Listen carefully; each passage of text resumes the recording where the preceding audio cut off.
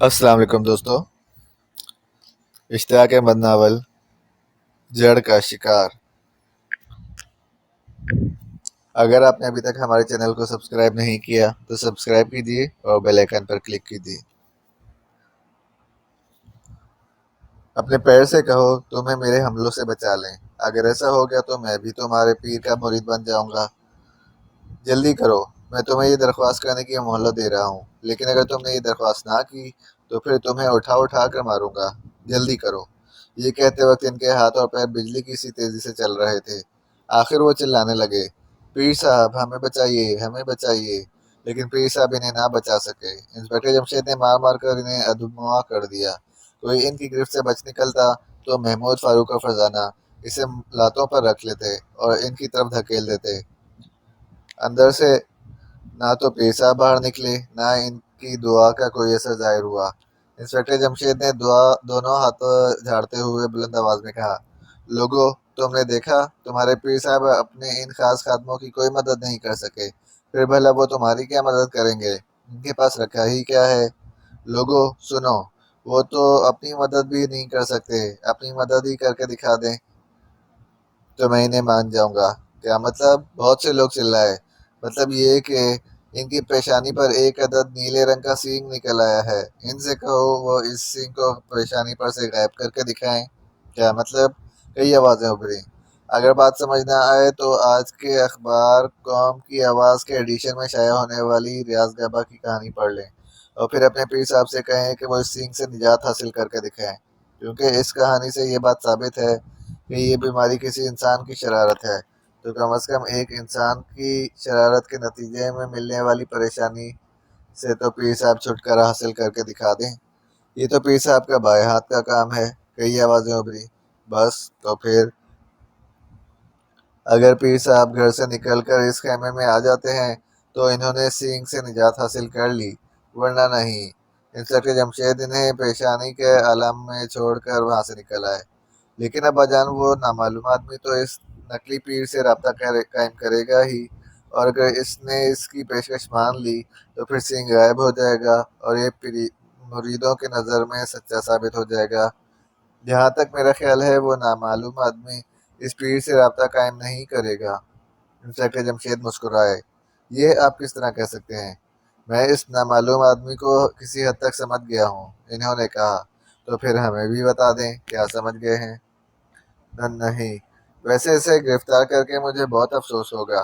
जी, क्या मतलब? अभी मैं नहीं बता सकता। तेल देखो, तेल की धार देखो, इन्होंने कहा। मुश्किल है अब्बाजान, जब हमारे सामने तेल ही नहीं तो तेल की धार किस तरह देख सकते हैं? ऐन इसी वक्त कार के फोन की घंटी बजी। जो ही इन्होंने रिसीवर उठाया, आईजी साहब की नाखुशगवार आवाज़ सुनाई दी। ये क्या जमशेद, तुमने तो पीर गोगर खान को नाराज कर दिया। और मुझे भी बहुत अफसोस है सर। किस बात पर? इनके लहजे में हैरत थी। ये कि पीर गोगर खान आपके पीर हैं। ये तुमसे किसने कह दिया? तो क्या वो आपके पीर नहीं हैं? हरगिज नहीं, मैं ऐसे चक्करों में नहीं पड़ता। मैं तो बराह रास्त अल्लाह ताला से मांगता हूँ। ओह, ये जानकर बहुत खुशी हुई। लेकिन फिर आपने इन्हें हमारे पास क्यों भेजा था? हमारे मुल्क के एक वजीर साहब हैं, वो इन्हें बहुत मानते हैं। इन्होंने मुझे फ़ोन किया था। अब जाहिर है मैं तुमसे ना कहता तो फिर किससे कहता? आपने अच्छा किया कि मुझसे कहा। हाँ तो अब क्या बात है? मैंने इन्हें नाराज़ कर दिया है?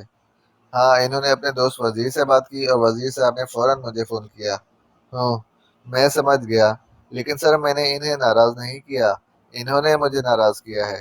ये क्या बात हुई? इंस्पेक्टर जमशेद ने तफसील सुना दी। आईजी साहब सुनने के दौरान हंसते रहे। आखिर इनकी खामोश होने पर बोले, तुमने बहुत अच्छा किया जमशेद, तौहीद का ऐलान करना ही पड़ता है। अंबिया ने भी यही काम तो किया था दुनिया में आकर। बिल्कुल सर। अब मेरे लिए क्या हुक्म है? इस नामालूम आदमी का सुराग तो लगाना पड़ेगा, वरना वो तो लूट कर खा जाएगा सारे शहर को। सारे शहर को खा तो खैर नहीं सकेगा वो। इंस्पेक्टर जमशेद बोले, अगर वो परेशान करने पर तुला है तो किसी को परेशान नहीं कर सकता। ये तो ठीक है सर। ये मालूम करना बहुत ज़रूरी है कि वो सींग उभारने के लिए क्या तरीका इख्तियार करता है। मेरी पूरी तवज्जो इसी तरफ है, लेकिन अभी तक मैं मालूम नहीं कर सका। लेकिन बहुत जल्द मैं मालूम कर लूँगा, इंशाअल्लाह। अभी वो रास्ते में ही थे कि अकराम का फ़ोन मिला। सर, वो पीर गोबर खान आपको कोई अहम इत्तला देना चाहता है। अच्छी बात है, मैं फ़ोन करता हूँ। इन्होंने पीर गोगड़ खान के नंबर मिलाए। इनकी आवाज़ सुनते ही पीर गोगड़ खान बोला, इंस्पेक्टर साहब, आप तो बिलावजह नाराज़ होकर चले गए।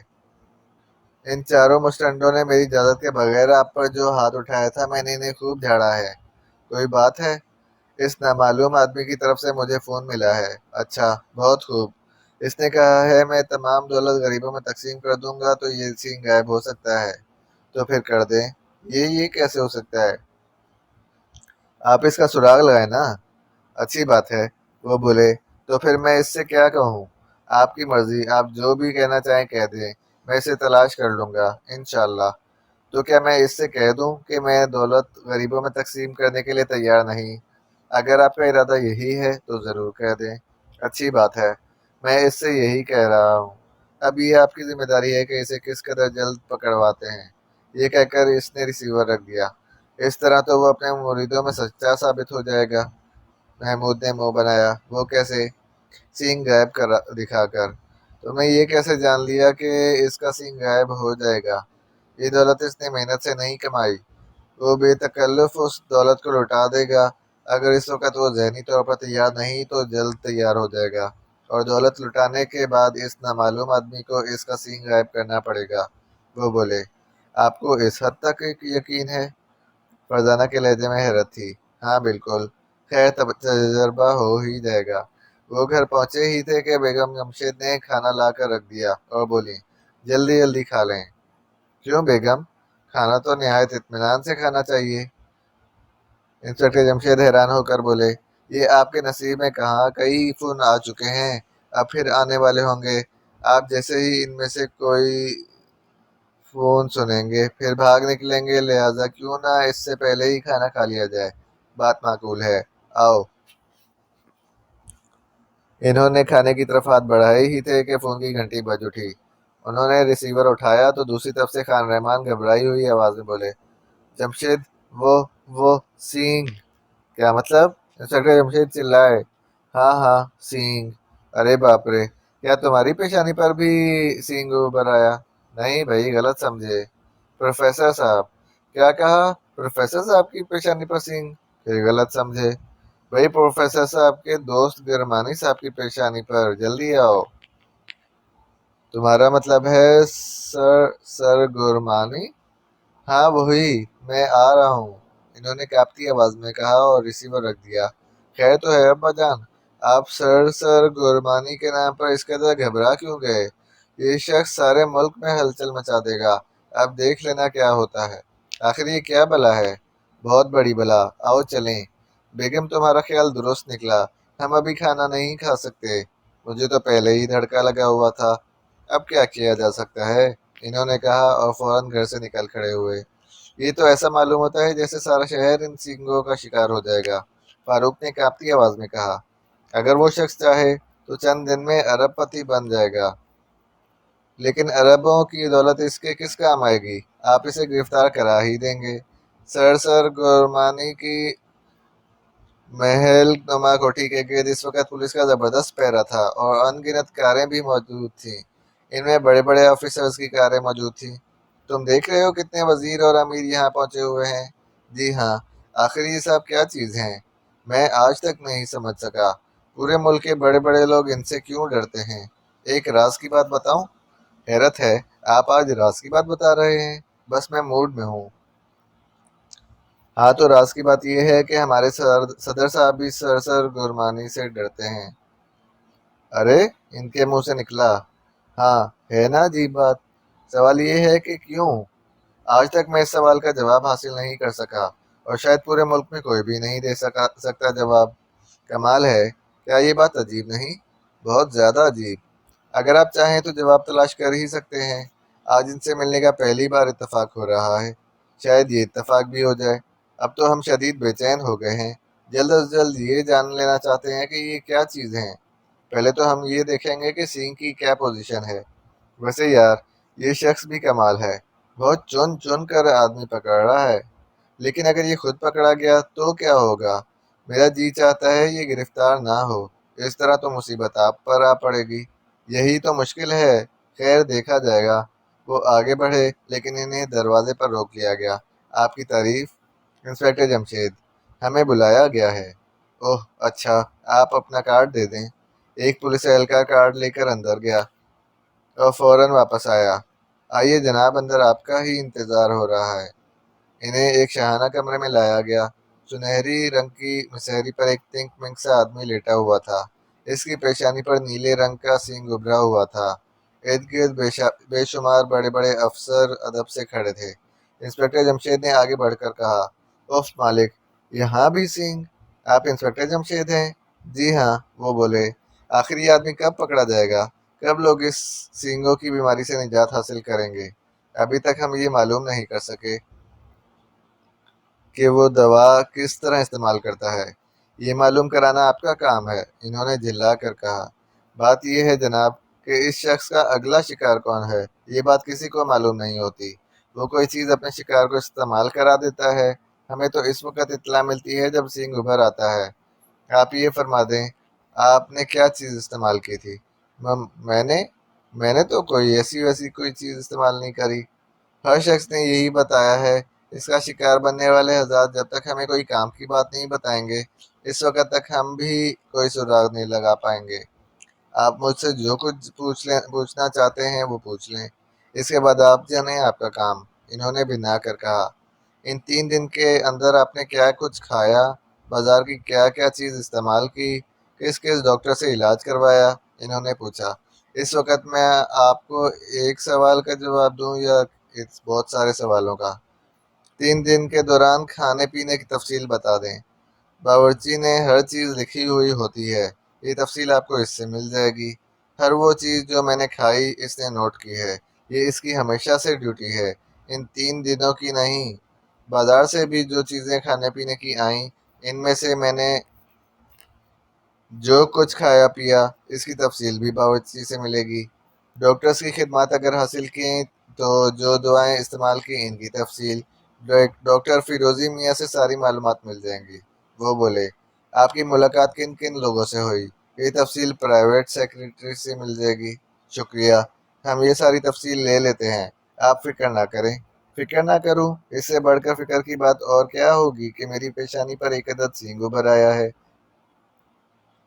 और ये किसी चालबाज आदमी की कारस्तानी है। हाँ, आप ठीक कहते हैं। हम इसका सुराग लगाकर आपकी खिदमत में हाजिर होंगे। अच्छा, अल्लाह हाफिज। सर गुरमानी ने कोई जवाब ना दिया। वो बाहर निकल आए। पहले बावर्ची से मिले। इससे सारी तफसील तहरीरी तौर पर मिल गई।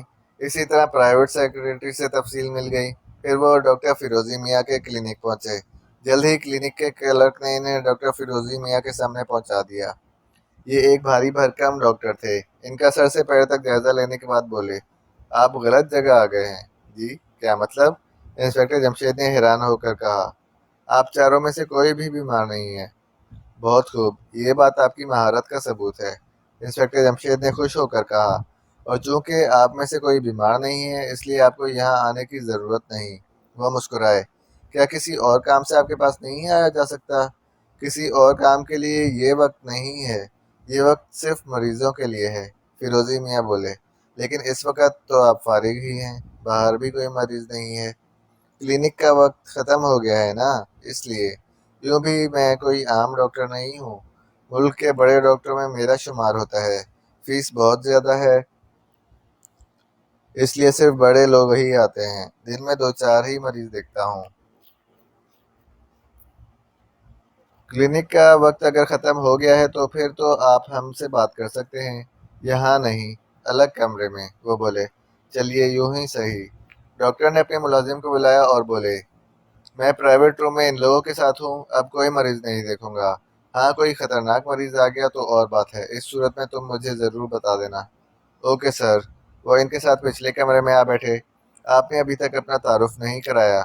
मैं इंस्पेक्टर जमशेद हूँ, ये महमूद फारूक और फरजाना है। अरे, वो ज़ोर से उछले। आंखों में हैरत दौड़ गई। मैं सोच भी नहीं सकता आप लोगों से यूं मुलाकात होगी। क्यों? ये क्या बात हुई? भला आप क्यों नहीं सोच सकते थे? फारूक के लहजे में हैरत दर आई। डॉक्टर साहब मुस्कुरा दिए, फिर बोले, خیر چھوڑیں، یہ بتائیے میرے پاس کیسے آنا ہوا؟ آپ سر گرمانی کے ڈاکٹر ہیں؟ نہ صرف ان کا بلکہ ان کے پورے گھرانے کا۔ ان 3-4 دنوں کے دوران آپ نے انہیں کوئی انجیکشن دیا، کوئی دوا دی؟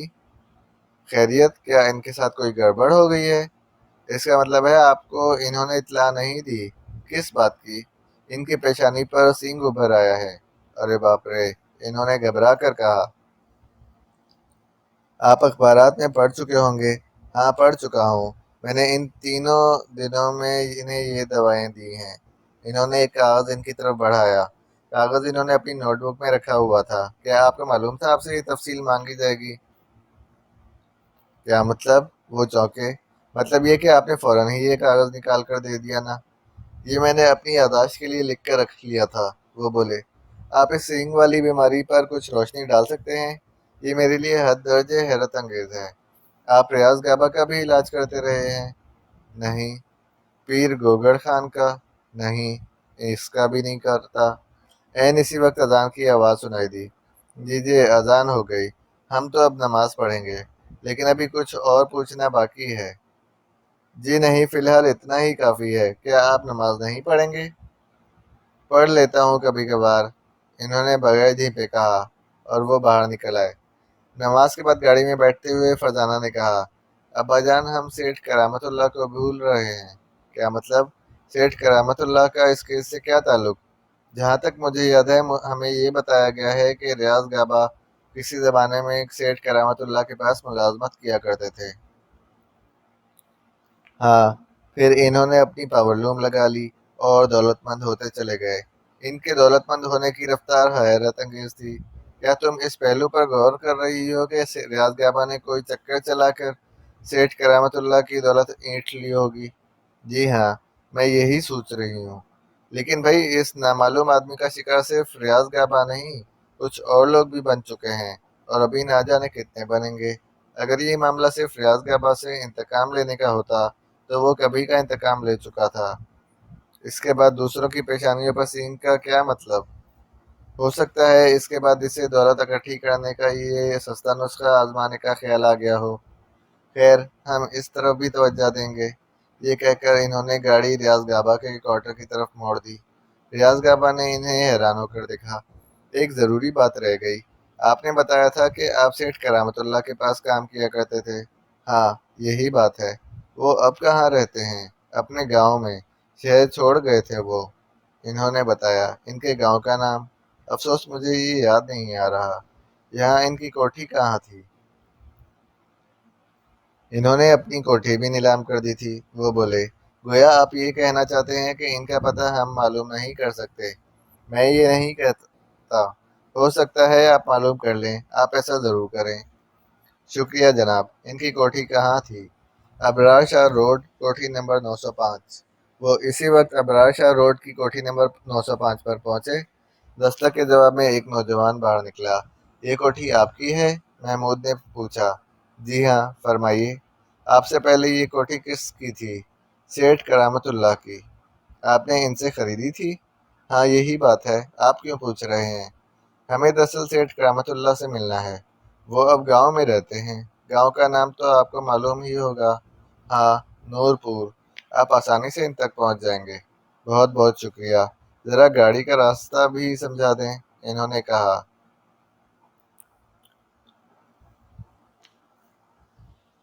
تھوڑی دیر بعد وہ نورپور کی طرف اڑے جا رہے تھے۔ سفر کافی طویل ثابت ہوا۔ آخر گاؤں آ گیا۔ ایک دیہاتی سے انہوں نے پوچھا، ہمیں سیٹھ کرامت اللہ سے ملنا ہے، آپ ان کا گھر جانتے ہیں؟ اب وہ بیچارہ سیٹھ کہاں رہا، تھوڑی سی زمین پر ہل چلاتا ہے۔ مہربانی فرما کر ہمیں ان کے پاس لے چلیں۔ وہ اس وقت اپنے کھیت میں ہوگا، آئیے۔ وہ انہیں ایک کھیت کے کنارے لے آیا۔ یہاں ایک بڑی چارپائی پر 10-12 آدمی بیٹھے کچھ گپیوں میں مصروف تھے۔ کرامت اللہ، تمہارے مہمان آئے ہیں۔ مہمان؟ میرے؟ حیران ہو کر کہا گیا۔ پھر سفید داڑھی والا ایک شخص اٹھ کر ان کے پاس آ گیا۔ اس کے چہرے پر حیرت تھی۔ ہم شہر سے آئے ہیں، آپ سے کچھ معلومات لینے۔ آپ مہربانی فرما کر کار میں بیٹھ جائیں۔ بہت بہتر، اس نے کہا اور پچھلی سیٹ پر ان کے ساتھ بیٹھ گیا۔ آپ کا کوئی ملازم ریاض گابا نام کا تھا؟ اوہ، اس کے منہ سے نکلا۔ آپ غریب کس طرح ہو گئی؟ اب اس پرانی کہانی کو دہرانے سے کیا فائدہ؟ اس کی بہت ضرورت ہے۔ مہربانی فرما کر ہمیں ساری بات بتا دیں۔ ریاض گابا نے بہت زبردست ہیرا پھیری کی تھی، اتنی کہ میں جان ہی نہ سکا۔ مجھے تو اس وقت پتا چلا جب میں کوڑی کوڑی کو محتاج ہو گیا اور وہ ہر چیز کا مالک بن گیا۔ اس کہانی کو اور کون کون بہت اچھی طرح جانتا ہے؟ انہوں نے پوچھا۔ میں، میرا گھرانہ اور بس۔ ہم نے کسی اور سے ذکر تک نہیں کیا تھا۔ اس نے چکر ہی ایسے چلائے تھے کہ میں کوئی عدالتی کارروائی کرنے کے قابل بھی نہیں رہ گیا تھا۔ ہوں، آپ کے گھرانے میں کل کتنے افراد ہیں؟ انہوں نے کہا۔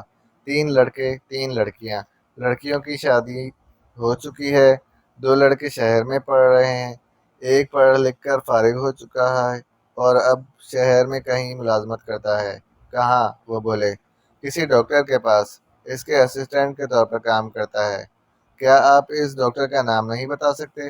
افسوس نہیں، اس نے کبھی نہیں بتایا، نہ میں نے پوچھا۔ کیا وہ خود بھی ڈاکٹر ہیں؟ ہاں، MBBS کر چکا ہے۔ اس کے بعد ہی تو اس کی ڈاکٹر کے پاس ملازمت لگی ہے۔ شہر میں ان کا پتہ تو بتا ہی سکتے ہیں؟ ہاں ضرور، کیوں نہیں۔ وہ 114 گارڈن روڈ پر رہتا ہے۔ بہت بہت شکریہ، انہوں نے کہا اور اٹھ کھڑے ہوئے۔ اب وہ نہایت تیز رفتاری سے چلتے ہوئے شہر پہنچے۔ گارڈن روڈ پر مکان نمبر 114 تلاش کرنے میں انہیں ذرا بھی دقت نہ ہوئی۔ دستک دیتے ہوئے ان کے دل دھڑک اٹھے، کیونکہ اپنے خیال کے مطابق تو وہ سینگ والے مجرم سے ملاقات کرنے والے تھے۔ اور پھر جو ہی دروازہ کھلا، وہ زور سے اچھلے۔